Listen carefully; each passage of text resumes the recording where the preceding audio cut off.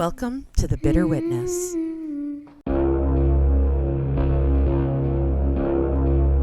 Don't be scared. Hello, welcome back. I'm Rebecca, and I'm your host for The Bitter Witness. I hope you've had a good week. I've had a kind of busy week in that I'm trying to get things back to normal around here. The house always tends to go to pot when I'm involved in a production at the theater, and this one was no exception. But I have managed to get back on top of the dishes and almost have all the weeds out of my garden, so it's starting to feel a little better. As I was sorting through the dishes on the counter, I found so much garbage. I literally do not understand this. I don't understand why males have an issue with putting garbage in the garbage can. I'm not talking hoarding here. I'm talking the garbage can is under the counter, but the wrappers from their freezies and the empty boxes of KD always seem to end up on the counter and usually right above where the garbage can is. I just don't get it. It would take literally an extra second to put that shit in the garbage can. It's amazing how many things my grown-ass children and husband do that have the potential to make me stroke out. I'm about to give away a very big hint of how old I am. I was trying to get set up for the podcast today, and I plugged the USB cord of the microphone into my laptop, and I could not get it to record. It wouldn't record from the microphone. So I pulled out the USB plug, blew inside it, and put it back in, and it worked. I guess Gen X knew something. Well, that's about it for me around here. I've literally been in front of the computer and trying to hide from the insane wind and rain and intense heat storms that have seemed to have hit my little corner of Ontario this past week. If you enjoy this show, please head over to our Patreon page. The link is in the show notes. For a few cents a day, you get exclusive access to the Bitter Bits, and by supporting the show, you get the warm, cozy feeling of knowing you're helping a woman discover her dreams.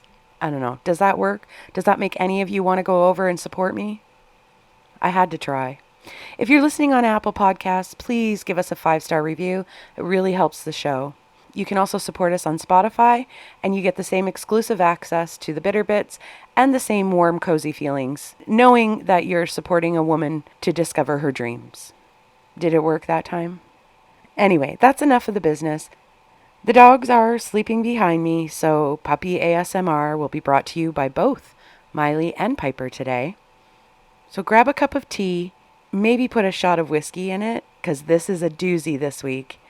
Sit back, relax, while I tell you about the case of the murder of Jun Lin. Trigger warning for this case. There is animal cruelty, sexual assault, murder. There is a whole bunch of shit in this story, so strap in, kids. It's gonna be a bumpy ride.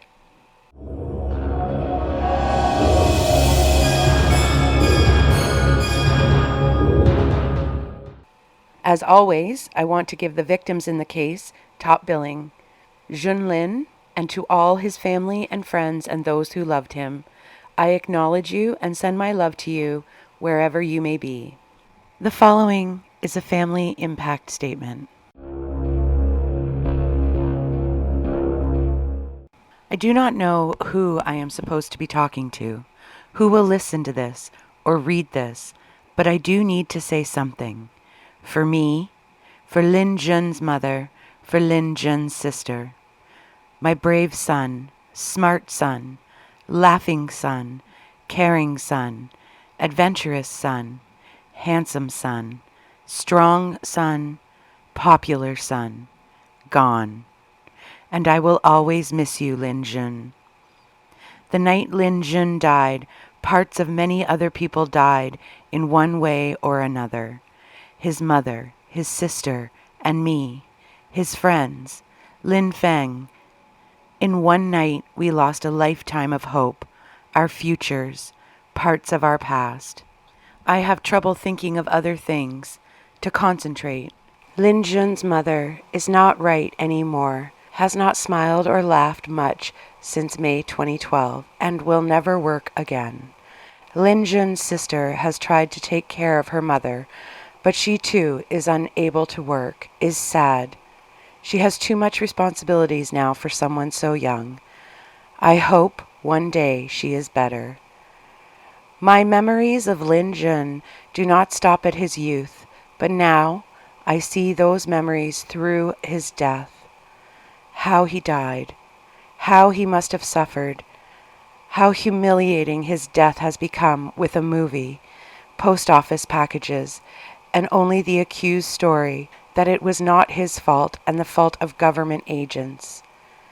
I know that the accused is not what Canada is about.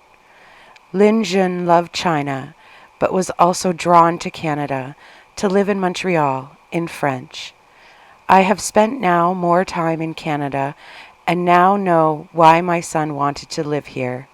This knowledge hurts all the more to know what my son is missing by not being alive in your country. I am troubled by knowing what his plans were, to stay here and to start a business, to live here permanently, to enjoy your language, your opportunities, your fresh air. I live each day with regret that all I now see available here will never be his, that his name will only be associated with a horrible, degrading crime. It causes me fresh pain to know that my son's legacy is to be remembered as a victim. He not only suffered in his murder, but will be humiliated for each time his name is mentioned, and it hurts me deeply, and will hurt me forever. It hurts me to know that my last words to him were, "Be careful, son." I feel bad that I was not there to warn him that night. I will never see his smiling face on video chat, or hear about his new accomplishments, or hear his laugh. Lin Jun's birthday is on December 30th, and he will never be there for his birthday or ours. In traditional Chinese culture, your child grows up to take care of you when you get old. A Chinese parent has a saying, having a child takes care of old age, or raising a child prevents loneliness in old age. He will not be there for me and Lin Jun's mother in our old age. I turned 60 years old at the start of the trial, and so did Lin Jun's mother a few days later. We have only misery as a gift, and feel pain for his little sister Mai Mai. I thought I would be able to retire and enjoy my son being there for me, with me, to let me feel I have been a good father. His chair is empty at home. His phone never answers. All gone. I have no ability or desire to want anything else. I am told that the accused will receive the maximum under Canadian judicial system for one of his crimes. I appreciate the result. I am told that a prisoner in Canada is given time to reflect on his crime, to live with the bad memories, to perhaps feel regret, to be cut off from family, to be limited in their movements. In that understanding, I think that his future sounds like mine, Lin Jun's mother, and Lin Jun's sister. We are cut off from our son and given the rest of our lives to think. We reflect on that crime. We feel regret. We have no desire to go anywhere or see people. I am also told that for the next years, a prisoner will be housed, his bed provided, his food prepared, doctors made available, and psychiatrists to listen to him and give him medication when he tells them that he feels bad. No one will house us, feed us, or provide doctors. Lin Jun will never be there for us. We do not want to tell our story because it is too sad to repeat. We cannot talk much about Lin Jun without talking about his murder. The murder has robbed us not only of Lin Jun, but our ability to think and talk about him without feeling pain and shame. I had come to see your trial system, to see justice done, and I leave satisfied that you have not let my son down. I had come to learn what happened to my son that night, and I leave without a true or complete answer. I had come to see remorse, to hear some form of apology, and I leave without anything. Lin Dihan.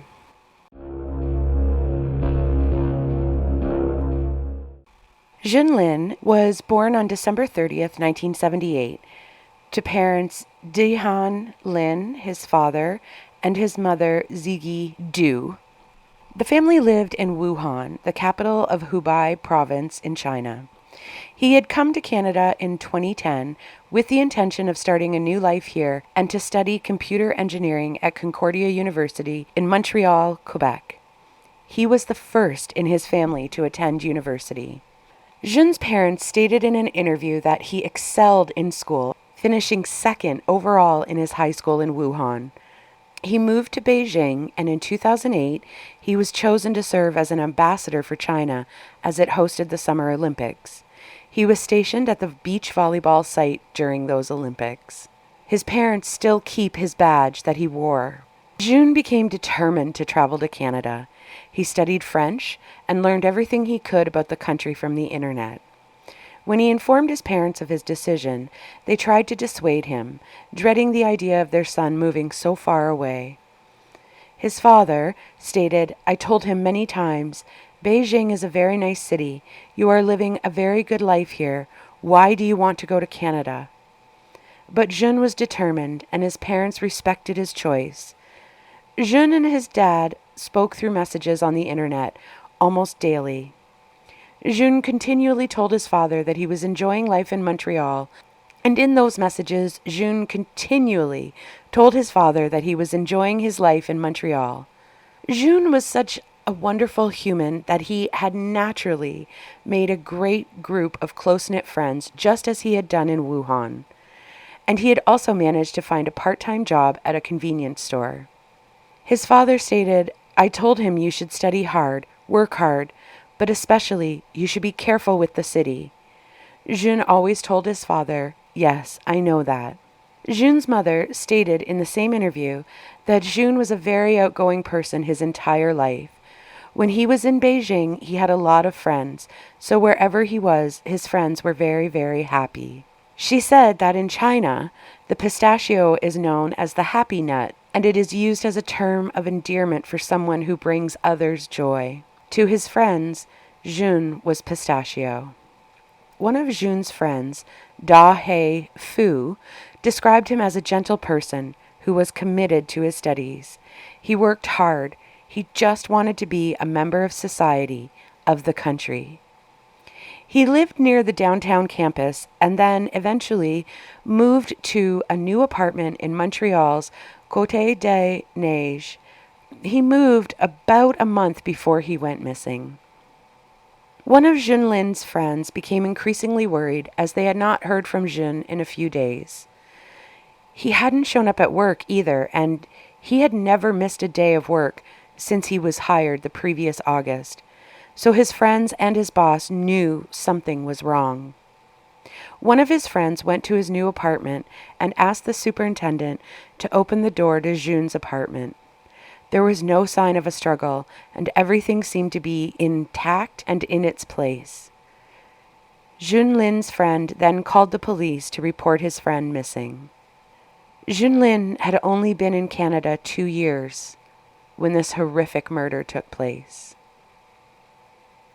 Now we need to look at Luka Magnotta, or as my very good friend, the Captain, from True Crime Garage calls him, Puka Not Hata. Okay, well, maybe the Captain doesn't know that we're buddies, but we are, or we will be someday if I ever get to meet him. On July 24th, 1982, Luka Magnotta was born, and he was given the name Eric Clinton Kirk Newman. He was born in Scarborough, or as we used to call it, Scarberia, to his mother, Anna Yorkin, and father, Donald Newman. He was the eldest of 3 children. His parents divorced while he was still young, and Luka was sent to live with his grandmother, Phyllis. However, Magnotta's grandparents also divorced while he was living with them. He stayed with his grandmother, and she started homeschooling him for a period of time. In one of his many, many blogs on the internet, Magnotta wrote that he was homeschooled because his grandmother believed and told him every day that the world is a dirty and dangerous place. However, from the years 98 to 2000, he does attend I.E. Weldon Secondary School in Lindsay, Ontario. According to former teachers and classmates, he is remembered as being exceedingly vain and is completely preoccupied with looks. Around 2002 or 2003, Magnotta began stripping at Remington's, a nightclub in Toronto. And by the end of 2003, he had appeared in 2 pornographic films, both as a straight man turned gay. In 2004, he appeared in at least 2 other porno films, including one where he plays a character named Jimmy, which interestingly is a name he will adopt while working as a male escort. And here we come to Magnotta's first run-in with the law. In 2004, he befriends a 21-year-old woman on the internet. This woman has the mental capacity of a child 8 to 12 years old. According to CBC, Magnotta convinced her to apply for credit cards. He then took those credit cards and racked up almost $10,000 in bills. He was then charged with fraud. Initially, though, he was also facing a charge of sexual assault, as the girl informed her parents and police that Magnotta had had sex with her and videotaped it. But unfortunately, the charges were dropped.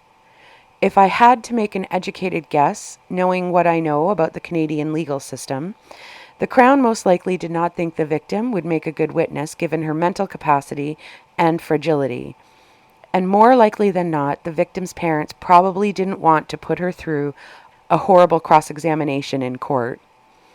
In June of 2005, Magnotta pleads guilty and is convicted on 4 fraud charges, all pertaining to the credit cards that he made the young woman get for him. Before sentencing is handed down to Magnotta, his lawyer shows the court a medical report revealing that his client has significant psychiatric issues. In handing down the sentence, Madam Justice Lauren Marshall issues a stern warning to Magnotta. Quote, "You have a medical problem, and you need to always take medication. If you do not, your life is going to get messed up." Unquote. Magnotta is sentenced to 9 months community service and 12 months of probation. So he literally got nothing. In 2005, Magnotta continues starring in low-level porn films. At one point, he appears in Fab magazine, a gay bi-weekly magazine that is put out in the Toronto area. On the Fab Boy page, he states his name as Jimmy and describes himself as a 22-year-old soccer fan, born in Russia and living in Toronto, who hopes to become a vice or homicide police officer. Early in 2006, Magnotta meets a transgendered woman named Barbie, and the two began dating.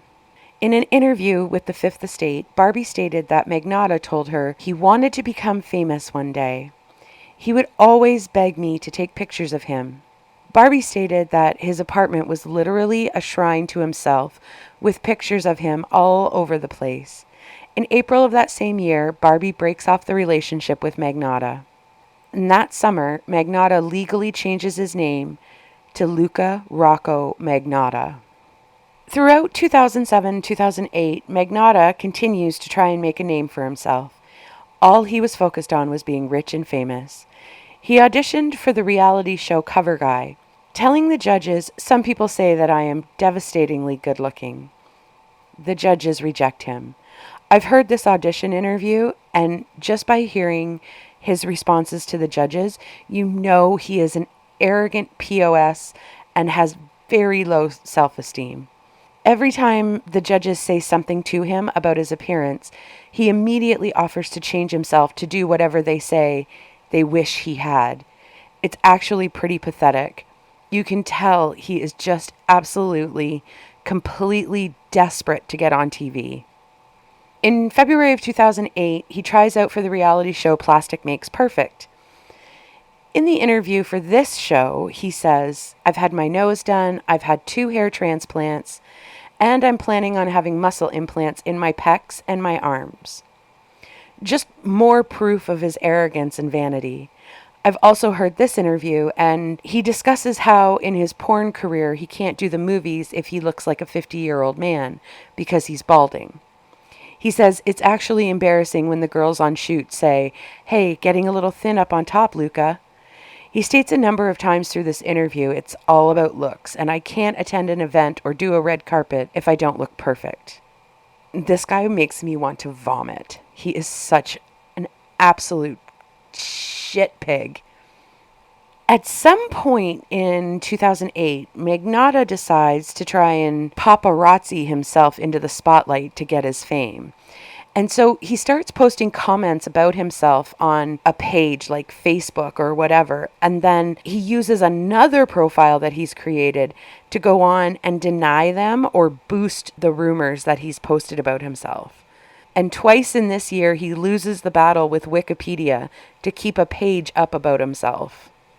Apparently, even Wikipedia doesn't want ya, Puka. He also posts an online escort ad under the alias Jimmy. One client posted an unflattering review describing him as cold and remote.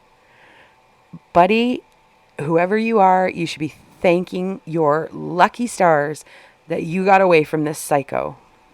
In October 2009, Magnotta meets a 70-year-old man from Toronto who almost becomes a sugar daddy for Magnotta, although, according to Magnotta, he states that the man was merely a travel companion for him.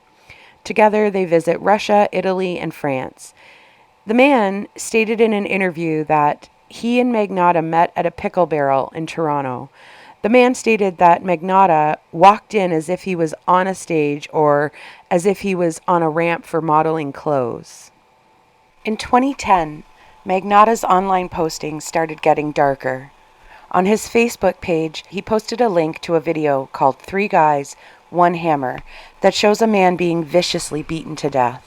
Another of his posts stated, "Luka is unable to live unless there is chaos in his life. It makes him feel as though he matters." The 3 men from the video 3 Guys, 1 Hammer are eventually caught and convicted, but they become internet famous because of the video. And I believe this is where Magnotta decides that he is going to try something along the same lines as these killers to get the fame that he is yearning for. December 21st, 2010, Magnotta posts a self-made video entitled 1 Boy, 2 Kittens. This is absolutely horrific. Trigger warning, this is going to be bad. If you don't want to hear about animal cruelty, I would skip ahead about 45 seconds. The video depicts an unidentified man whose face is concealed, murdering 2 kittens. He suffocates the kittens inside a sealed bag using a vacuum cleaner to suck all the air out of the bag. It's horrific. It makes me physically ill. Ryan Boyle, a former U.S. soldier who uses the online name Save Kitty, forms a Facebook group called Find the Vacuum Kitten Killer. About 4,000 people sign up. It is believed that Magnotta joined that group under an alias. Now don't forget, Magnotta has made about 70 different Facebook profiles, and he keeps them all going. He posts things about himself like the Luka loves chaos crap, but it's believed that one of his aliases joined this Find the Vacuum Kitten Killer group. Anonymously, Magnotta went onto a message board frequented by the group and posted pictures of himself on the bed with the same 2 kittens that were killed in the video. This only enrages members of the group. However, they are pretty stuck trying to find who the man was that killed the kittens.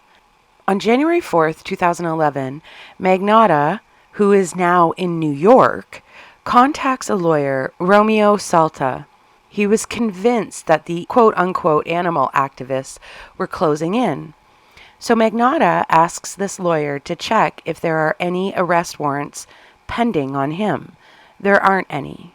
But at the same time that this is happening in New York, a new 11-member online group called the Animal Beta Project, or the AB Project, forms with the goal of stopping Magnotta before he kills again. John Green, the leader of this group, stated, "We felt he would continue, that he would harm other animals and eventually move on to something even more violent, like hurting a person." The amateur sleuths of AB Project analyzed the kitten killing videos frame by frame, and they claim that some of the furnishings and the kitten killer's clothing in the video are the same as those in other images that Magnotta has posted on the web. Now remember, Magnotta is all over the web. He is just so narcissistic that he can't help himself. But the AB Project still can't manage to track down a physical location of where Magnotta is. The AB Project has been using something called EXIF, exchangeable image file data, from pictures that Magnotta has posted of himself online. That data will tell them when and where the photos are taken. One photo that was taken in October of 2010 on Magnotta's cell phone is actually stamped with a GPS locator, and it tells them that when Magnotta took that picture, he was in Toronto. So the AB Project contacted the Ontario Society for the Prevention of Cruelty to Animals with their findings, who then reach out to the Toronto Police, and the police open a file on Magnotta in 2011. It gets worse. In November of 2011, 2 more videos surface online of Magnotta killing kittens. I will spare you the details of these videos because it is disgusting, and we don't need to give Luka Magnotta any more acknowledgement for anything he did, ever. On December 8th, 2011, the paper The Sun in London, England, has been following this story, and they publish a story about the kitten killer. Magnotta turns up at their office to deny that he had killed any kittens. But the paper hadn't asked him or mentioned his name. They never even suggested that it was anyone. They just were doing a story on the kitten killer and how police are looking for him. A reporter with The Sun described Magnotta's behavior as highly suspicious. But behind the denials, it seemed like he was getting some sort of bizarre pleasure out of all the attention. On December 10th, 2 days later, a threatening email is sent to The Sun's office. It is believed to be from Magnotta, although they cannot prove it, but we know it's from Magnotta. Quote, "Next time you hear from me, it will be in a movie I am producing that will have some humans in it, not just pussies." Unquote. Oh my God, this guy is absolutely horrific. In early 2012, investigators with the AB Project receive a tip stating that Magnotta might have moved to Montreal. The project members begin searching through their archive of Magnotta pictures, looking for anything that connects him to the city. One photo with unique streetlights catches their attention, and the online sleuths begin systematically looking at Montreal intersections using Google Street View and track down the neighborhood in the picture in Montreal. Around the same time, Magnotta's online activity begins to accelerate, with blog postings about necrophilia and sedatives. Over the course of 2 days, from May 15th to the 16th, repeated references are made online to a new video, one lunatic, one ice pick. It is believed that Magnotta is the one posting all these references. He's trying to hype his new video, but he hasn't posted the video yet. One reference depicts a person in a purple hoodie with a fist holding an ice pick. We are just at the moment before Jun Lin and Magnotta cross paths. According to Jun Lin's friends, he had recently ended a relationship and had been using the dating app Grindr looking for a companion. According to Luka Magnotta, Jun Lin answered his ad for a hookup. I was not able to absolutely confirm that it was for a hookup. Jun Lin could have just thought that it was a date or just a meeting at a cafe. I'm not sure what really happened, and I don't think we'll ever really know because Luka is just too psychopathic to ever actually tell the truth and has no remorse. I don't believe a single solitary word that Magnotta has ever said or will ever say. Jun Lin was last seen on May 24th. His friends reported to police that they received a text from his phone around 9 p.m. On May 25th, 2012, a video titled "One Lunatic, One Ice Pick" is posted to the website bestgore.com. Trigger warning, this is absolutely horrific, and if you don't want to hear the details of Jun Lin's murder, I suggest you fast forward about 1 minute. It depicts a young male bound on a bed, initially alive and then lifeless. Then someone is seen repeatedly stabbing the corpse with an ice pick and dismembering the body with a knife. There are also acts of necrophilia and cannibalism included in the video. The perpetrator also uses a knife and fork to remove a piece of flesh and feeds it to a dog. During the video, the 1987 New Order song, "True Faith," plays in the background. This man is just the worst of the worst. On May 26, 2012, Magnotta flees Canada and heads to France, using a false passport under the name Kirk Trammell. His cell phone signal was traced to a hotel, Bagnolet, France. But by the time the police arrived, he had left. Pornographic magazines and an air sickness bag were found in the hotel room. He had contacts in Paris from a previous visit in 2010, and he stayed with them for a few days. Magnotta stayed with another man in France for a couple of nights, but that man informed police that he did not know who Magnotta was until after he had left. I think this might have been an online hookup, but don't quote me. I could be wrong. I couldn't find any information about who the man was. Then Magnotta boarded a Eurolines bus at the Bagnolet station, bound for Berlin, Germany. On May 29th, 2012, a package containing a left foot was delivered to the national headquarters of the Conservative Party of Canada. This was the party that our Prime Minister Stephen Harper was from. He sent Jun Lin's left foot to the Prime Minister of Canada. The package was stained with blood and had a foul smell. It was marked with a red heart symbol. A note was found stating that a total of 6 body parts have been distributed and that the perpetrator would kill again. Another package containing a left hand was intercepted in a Canada Post processing facility. It was addressed to the Liberal Party. A janitor discovered the decomposing torso of Jun Lin inside a suitcase left in a garbage pile in the alley behind an apartment building in the snowed-in area of Montreal.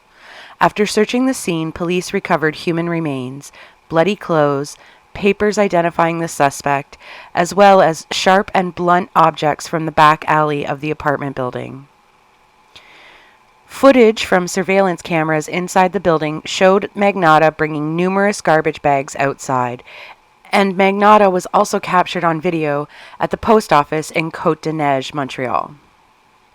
Police then searched apartment 208 in the apartment building, which was the apartment that Luka Magnotta was renting.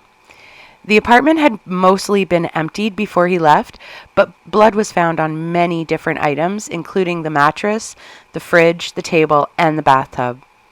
On the inside of his closet, Luka Magnotta had written in red ink, "If you don't like the reflection, don't look in the mirror. I don't care."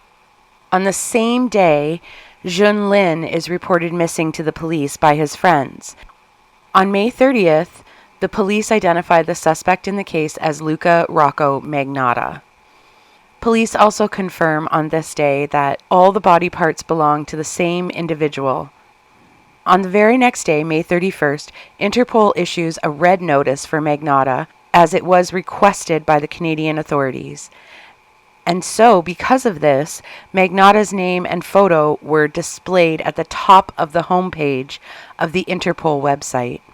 A red notice is that a country's government has asked for a suspect to be arrested and detained until they can get to where the suspect is found. On June 4th, Kadir Annalisi recognized Magnotta and called police. Annalise worked in the after-hours tobacco shop of an internet cafe in Berlin. Police arrived and approached Magnotta, who initially denied his identity, but then after a few minutes, he said to the police, "Okay, you got me." While Magnotta was in the internet cafe, he was reading articles about himself being named as a suspect in Jun Lin's disappearance. He was getting off on the notoriety. In his own mind, he finally got his own fame. On June 5th, a package containing a right foot was delivered to St. George's School, and another package containing a right hand was delivered to False Creek Elementary School, both in Vancouver. Thank God, no students in either school came anywhere near the packages. They were intercepted before they reached any classroom. It was confirmed that both packages were sent from Montreal. There were notes in all the packages that Magnotta sent in the mail.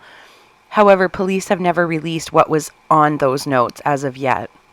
On June 13th, police confirmed that the victim found in the packages and in the back alley of the apartment building is in fact Jun Lin, using DNA samples sent from his family. On June 18th, Magnotta was delivered to Canadian authorities in Berlin and flown aboard a Royal Canadian Air Force plane to Mirabel International Airport, north of Montreal. According to police, a military transport was necessary due to safety concerns with using a commercial flight and potential legal difficulties if the plane was diverted to another country. Once he arrived, he was placed in jail and into solitary confinement. On July 1st, Jun Lin's head is finally found in Montreal's Angrinon Park. I don't know if I said that right, but I tried my best. Police had received a call from a lawyer telling them exactly where the head was inside the park. On July 26, Jun Lin was buried at Notre-Dame-des-Neiges Cemetery in Montreal, and Magnotta was charged with the following crimes: first-degree murder, committing an indignity to a dead body, publishing obscene material, mailing obscene, indecent, immoral, and scurrilous material, and criminally harassing Canadian Prime Minister Stephen Harper and several members of Parliament. A little over a year later, on July 16, 2013, Edmonton police charged bestgore.com owner Mark Merrick with corrupting morals, a rarely used obscenity charge for allowing the post of one lunatic, one ice pick video on his website. Now we come to the trial. Puka pled not guilty by reason of mental defect to all of his charges. And after 8 days of deliberation, the jury found him guilty on all 5 counts of the indictment. They didn't buy his attempt at insanity. When the judge asked Puka if he had anything to say, all the shit pig could say was, "No, Your Honor." In March of this year, it was discovered that Puka Magnotta had been transferred to La Macasa prison in Quebec. La Macasa prison is a medium security prison. He was transferred there from a maximum security prison. Along with Puka, Paul Bernardo is also housed in this medium security prison because at the very core of the Canadian prison system is rehabilitation. The fact that most people who have written news articles, Puka Magnotta, have focused solely on him are really only feeding his ego, and he has access to internet in the prison. I don't see how rehabilitation is happening for him if he is able to keep stroking his own ego while he sits in a jail cell. Anywho, my thoughts. In 2013, Puka Magnotta was declared Canadian Newsmaker of the Year by Maclean's magazine, which caused a lot of controversy, which I think was absolutely the wrong thing for Maclean's to do. That was exactly what he wanted. He wanted notoriety. He craved fame. The thing about Puka Magnotta is that his situation was the first time that we saw social media being utilized to express their crimes and their intent of crimes prior to actually committing them. It was a way for Puka to increase his fame and feed his ego.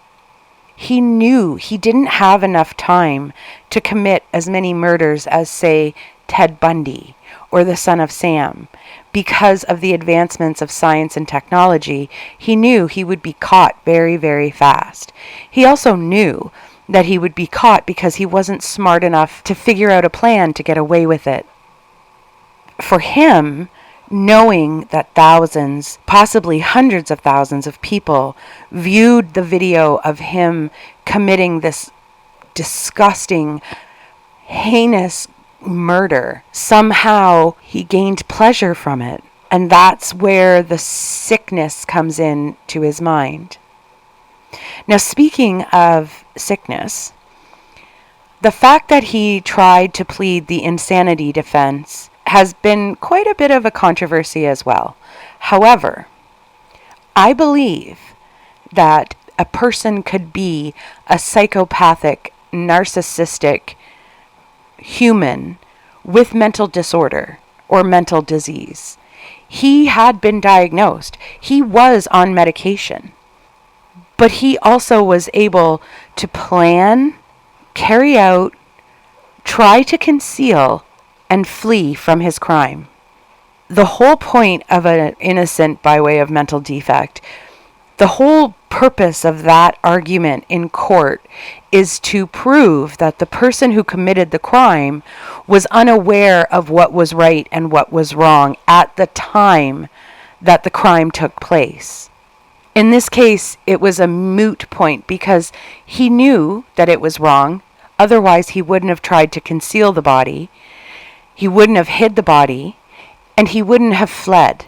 If he was unaware that it was wrong, he would have just stayed where he was. The fact that he fled to France the very next day only proves the case that he was not innocent by way of mental defect.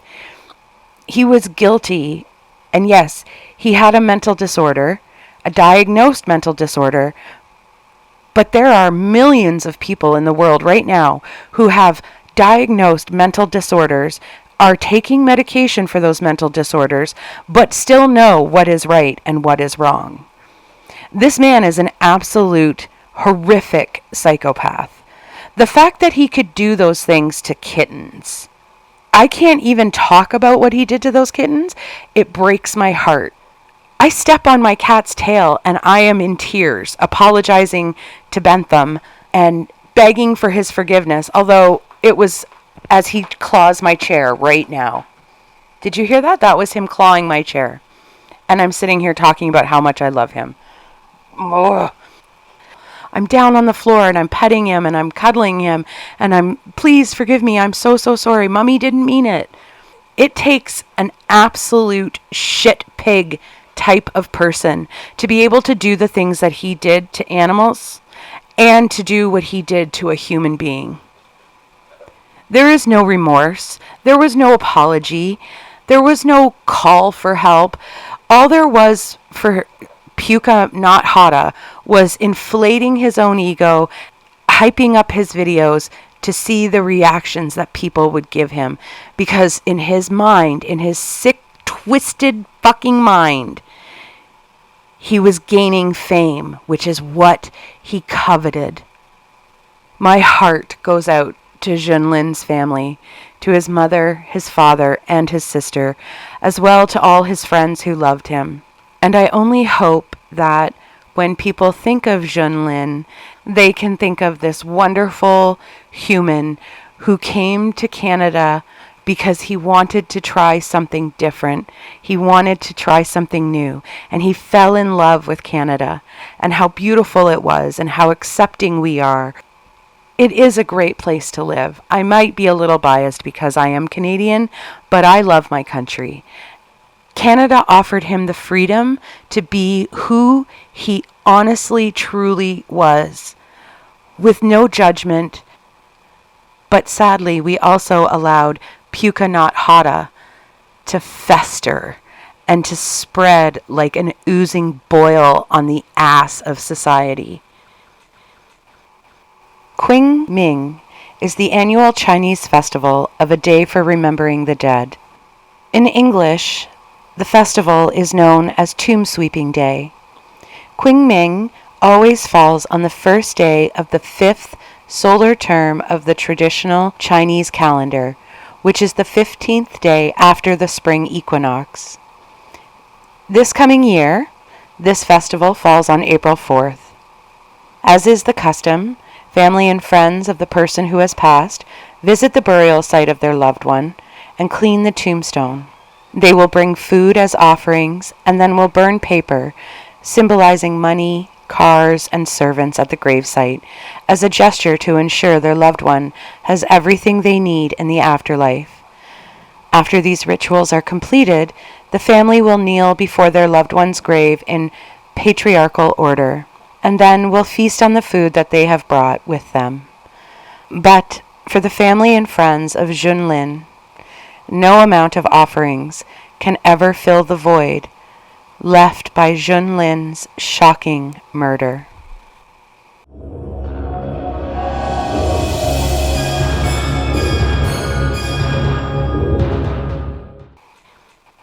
Whew, that was a tough one. This was a horrible crime. I told you, I hope you put that shot of whiskey in your tea before we started. I warned you this was going to be a bad one. If you enjoyed this episode or any of my episodes, please go over to the Patreon page. The link is in the show notes. If you support me, you get exclusive access to the Bitter Bits. I'm going to leave you with that. I hope you have a wonderful week. Enjoy your day today. This has been a Bitter Witness production.